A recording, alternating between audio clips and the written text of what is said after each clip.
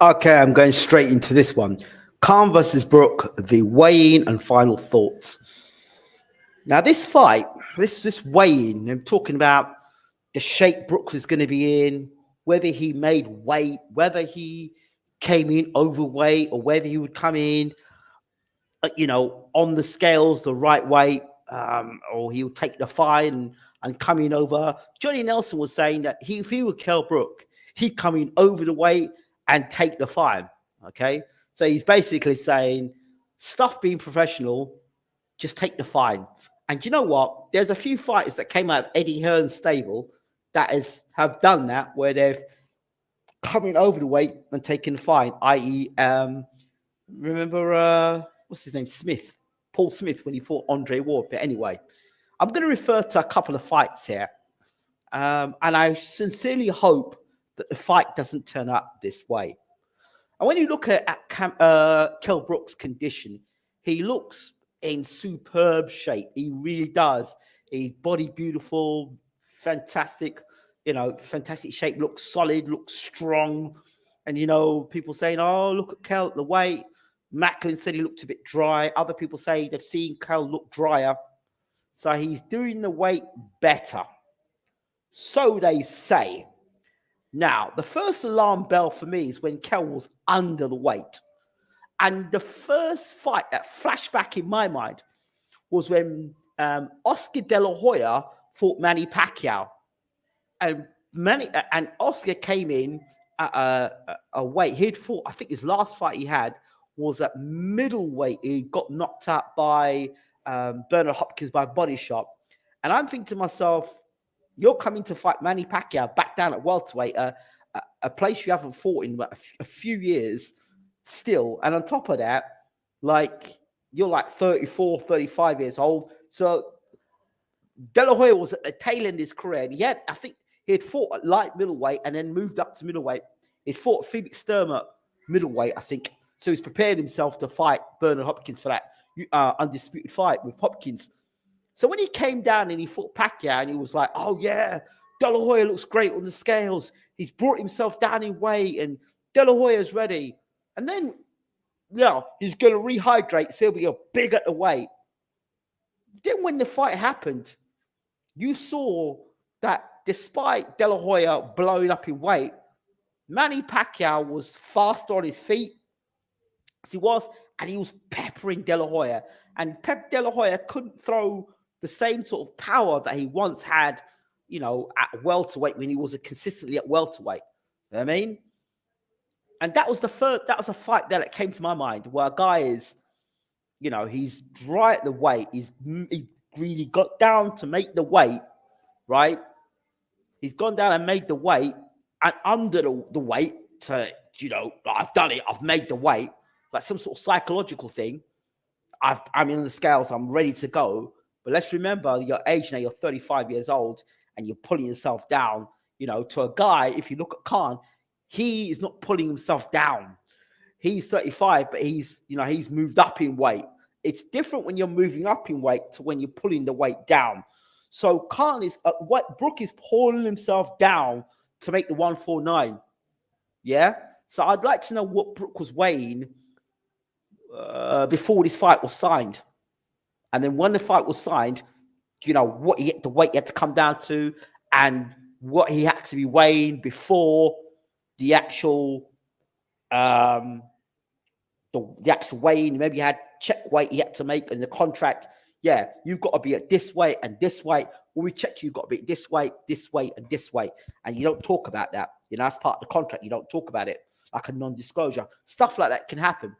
So you have to make the weight, and you look at Kelly, he's extraordinary. He's irate, but when you're cutting weight that way and you're cutting weight and it's a non-title fight, and you're still having to cut weight in a non-title fight, those things play on you. Now, I'm not saying that's the case, but I can see a reason why I'd be already pissed at a guy I don't like, but pissed even more so that I've got to make the weight at certain intervals, like, within, 28 days of the fight or 14 days of the fight, I need to know that you're at this weight, and I need to know you're at this weight, And then I need to know you're this weight, you know?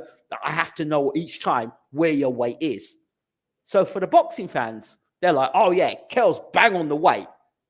And Kel's saying, yeah, I've been at the weight. It's bad news for them, blah, blah, blah, blah, blah. That's all talk. But behind the scenes, I'd like to know whether there was a contracted weight for Kel to be at each and every time. You know, right, okay, on this day I expect you to be at this weight. At this day I expect you this weight. And Brook's like, you know what, I'll take whatever I've got to do just to get you in that ring. And Khan's like, when Khan saw him on the scales, like, yeah, that's right. You're contracted to be at this weight. And then they say, like, remember when Brook said, yeah, he might just come in over the weight. And Ben Shalom was like, his eyes opened up and started going like this. And you look at Khan's eyes like, no, he's going to try and come in over the weight. Huh. And you're like thinking, well, how's he going to come in over the weight when we've been monitoring his weight? If that's the case, because the reaction, if you look at Ben Shalom's eyes, he's like, well, and that kind of looks like, that's not in the contract. That's not part of the plan. That's not what we discussed. Do you understand? So then you had Johnny Nelson out there saying, oh, no, if I were you, I'd come in over the weight. Yeah, but the fine was one thing. But what was it impossible for Kel to either come in over the weight anyway, because they knew that Kel would try and do that? So they monitored his weight, right? So you know what weight he's coming in at. The Khan's people knew what weight Kel was coming in at. And boxing fans don't know that. They just know that Kel's making a weight, right? So that's one thing. So I don't know how Kel's made the weight.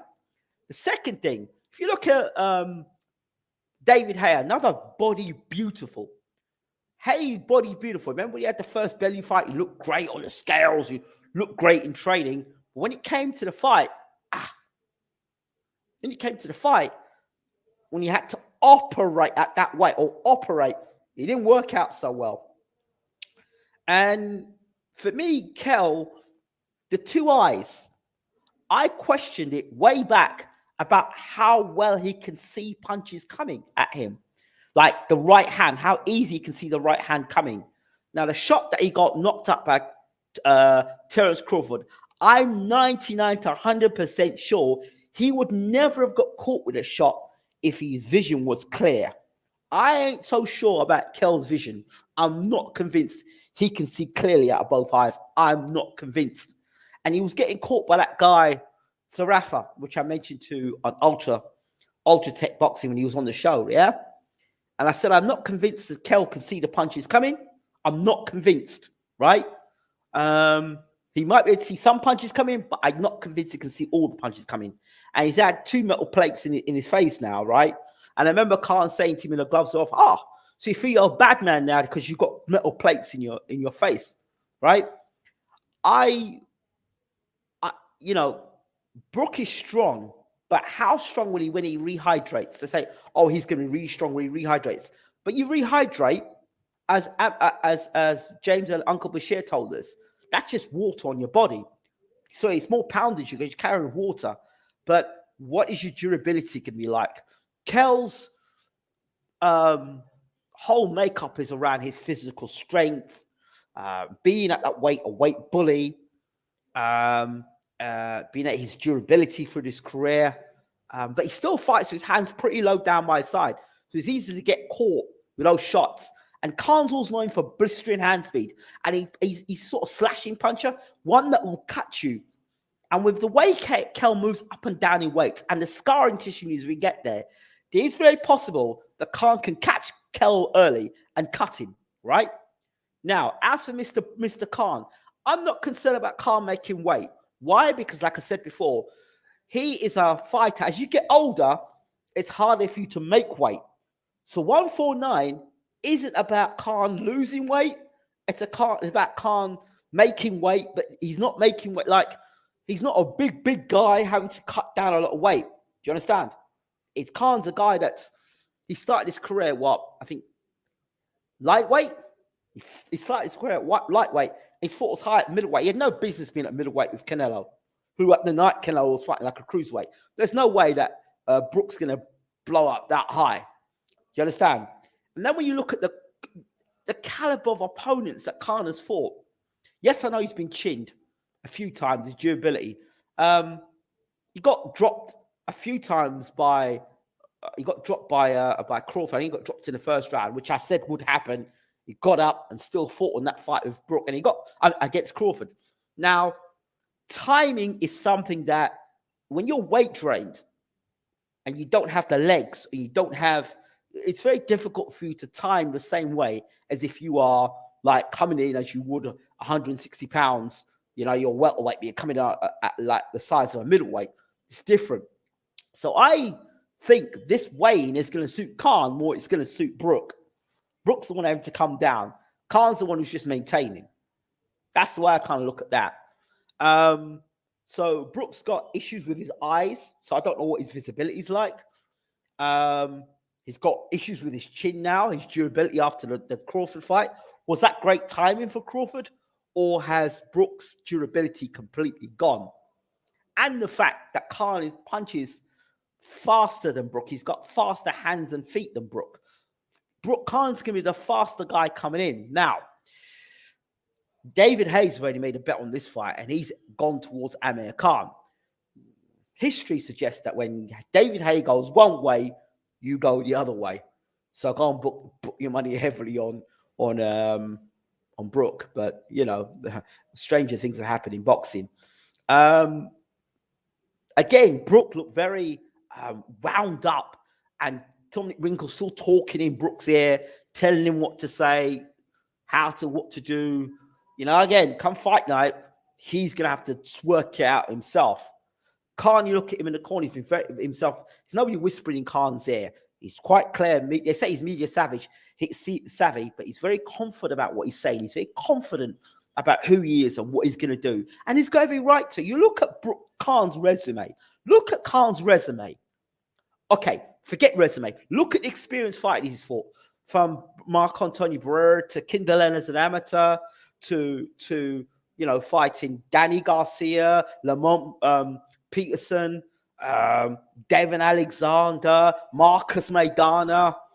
The list of fighting goes on and on and on of guys that Amir Khan has fought.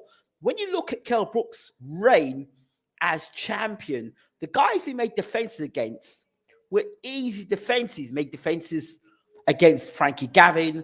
So there were a lot of mismatches. Yo-Yo Dan. So the guys he really got beat by, he beat Sean Porter, yes. But then after that, he never cracked on. And then he came up against Gennady Golovkin, jumped up 2-weight divisions for Gennady Golovkin. Damage was done in that fight.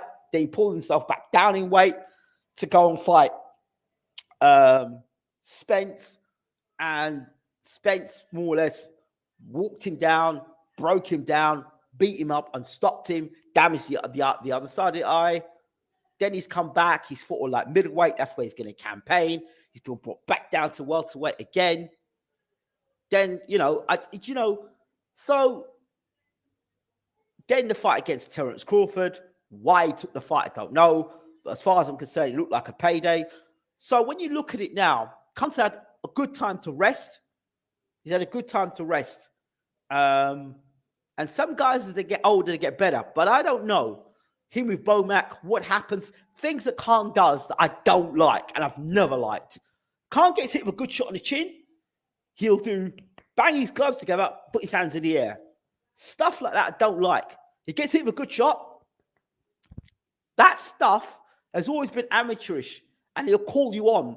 That's his machoism. He gets macho. He can't get caught with a shot by Brook and can't do that because he's going to get himself knocked out, and he's got to pick when his moments with Brook. I believe Brook keeps his hands down very low. He's here when he's fighting there. And yes, he's orthodox and southpaw, but Brook has never fought a guy with that sort of speed, Olympic pedigree, right? And yeah, he's got those chocolate brownies, but you've seen what happens when a guy backs Brook up. Brook doesn't like to be backed up. Brook can fight on the front foot, and Brook's one of these guys, much like Anthony Yard. He's one of these guys that needs time to look at you and pick his shot. Look at you, think about what he's doing, and pick a shot. Khan, if he blisters Brook with shots that he won't see, that's what I think is going to happen. I think Khan's going to come out there and he's going to blister Brook with shots that he won't see coming. he's going to get hit with shots he won't see coming because of the eyes. Because of the eyes. And I don't think he's going to be strong down the stretch. And I don't think he's going to be strong in this fight. I really don't. The attributes that Brook has in this fight, I think, I could be completely wrong, and Brook can walk out there, hit Khan with a shot and knock him out in the first round. It's not the first time Khan's been knocked out in the first round, right? It's not the first time Khan's been not dropped in the first round. So Khan is his durability is questionable. But the guys who knocked Amir Khan out, let's remember, they are big punchers. Canelo's a big puncher. He's not just laid out Khan, remember. He's laid out Kirkland, who's a bona fide middleweight, right? So, yeah, well, like middle, right? He's a bigger guy than Khan. Who else we have? There's a lot of guys he's knocked out. So it's no shame getting knocked out by the pound-for-pound king in Canelo. No shame getting knocked out by Danny Garcia, who was recognized as the best light welterweight. Remember, Khan at one point was recognized as the #1 guy in the light welterweight division. At no point in time was Brook the #1 welterweight in the world. No point in time. He was a guy that was one of the best welterweights in the world, much like Carl Froch at one point. Never the best super middleweight in the world. Considered the #2 to Andre Ward. But Brook has never been the best welterweight in the world. In the UK, he might be called the best welterweight in the world. But he was never considered the best welterweight in the world. Thurman was around. Spence was around. You know, so Crawford was entering the division. There were other welterweights around. Maidana was around.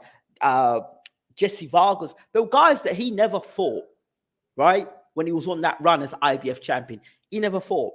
Yeah, he never got the fights.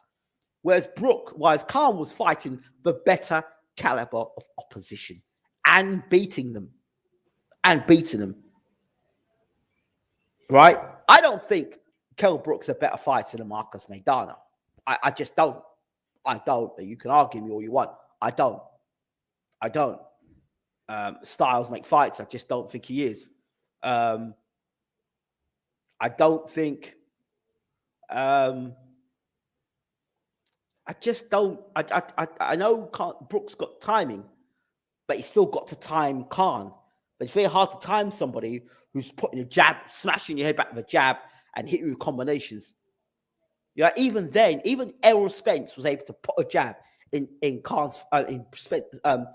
Brook's face and knock his head back, and that was Errol Spence. Errol Spence doesn't have the hand speed of Amir Khan.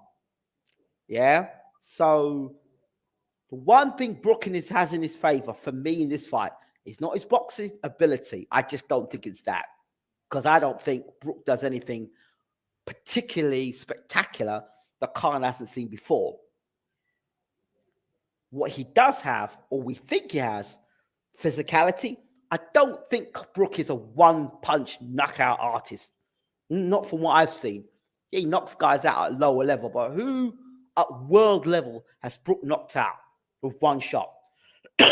When you go to think about it. As you move up in class, you know, it's not easy to hit guys with the same shots. Like he hit Spence with some great shots. Spence didn't go anywhere. He hit Golovkin with great shots, didn't go anywhere. You know what I mean? So those are the things I look at. And even when he fought Carson Jones, he hit Carson Jones with his best shots, and that was prime Kell Brook. Couldn't really do the damage to Carson Jones. So I just think that, and you look at Kell Brook, the way he blows up in weight and comes down, and blows up in weight and comes down, those things have got to affect you it's got to affect you. It's definitely got to have effects on you. You look at Amir Khan, you never seen Amir Khan look fat and totally overweight. You don't see Khan like that, you know?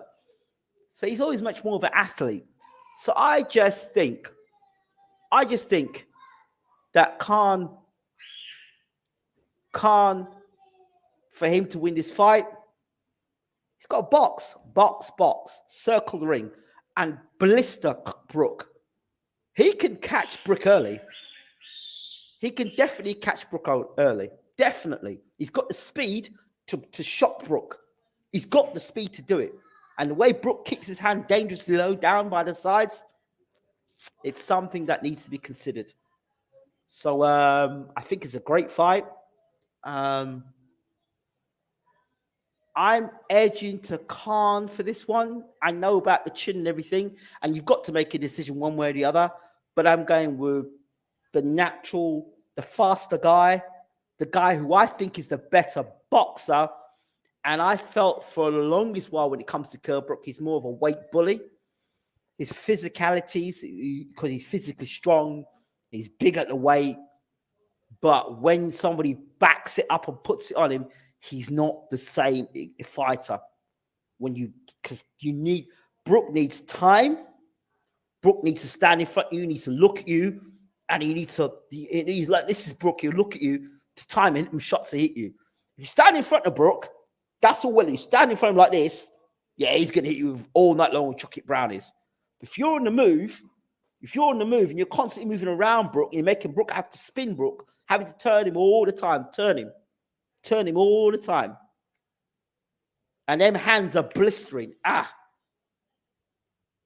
The only way I see Brook knocking Khan out, and this is how it will happen, is if Khan has not learned by his mistakes, and the way he will knock Khan out, mark my words, if he's going to knock Khan out, it's going to be in between a sequence of punches.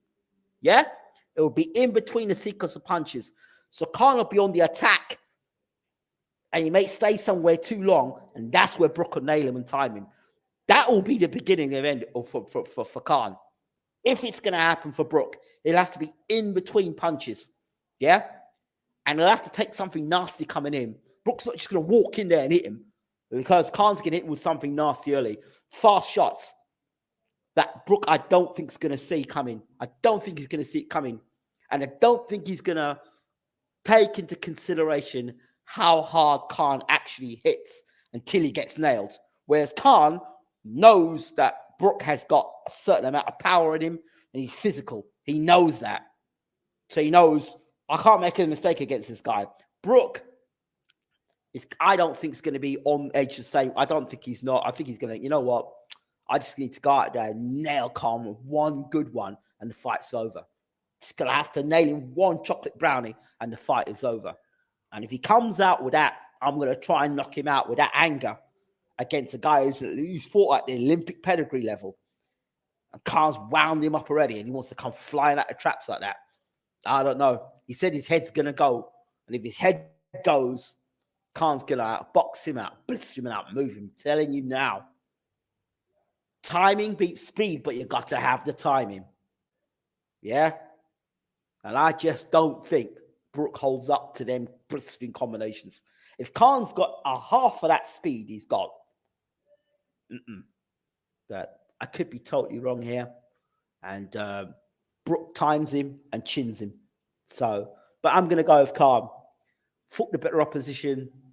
Has seen the likes of Kell Brook before. The types of guys like Kell Brook. And he's fought at a much higher level from the Olympics to fighting, legend in Kinderland at the Olympics. I know it's just a lighter weight, but at a lighter weight, you'll see the punches coming faster. Yeah, you'll see the punches coming. When the guy's heavier, his punches are slower. Do you understand? So I hope Khan's learned his mistakes. But the blueprint for Khan to beat Brook is the Danny Garcia fight. Get it right. If he blisters Brook the way he blistered Canelo and Garcia in the first couple of rounds, I don't think Brook sticks around. I don't think his durability is there anymore. That's just my thoughts. But you've got to keep him. You've got to keep Brook turning. Keep him turning. Keep him turning. Keep him turning. Don't allow him to set feet and let his shots go. Once you've got this guy turning and turning and turning and blistering shots, so he gets mad, he comes in like. So you've got to be the matador and Kell's got to be the bull. That's it. And forget the macho stuff. Just comes in, blister him. The referee comes in, tie him up. Tie him up. Brook will get dirty. He'll use the head and he'll nut him, and Brook will get dirty in the fight. I'm telling you. If he's not going as well, it'll go dirty. But that referee's going to have to be strong for this fight. So I'm looking for Khan to be peppering Brook.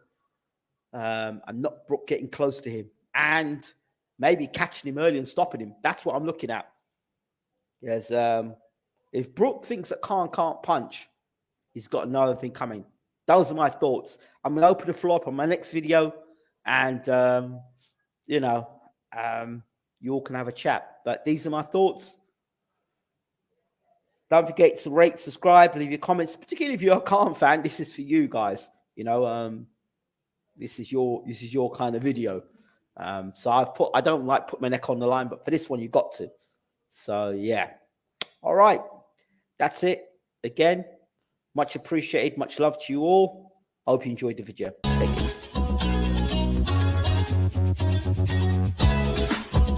you.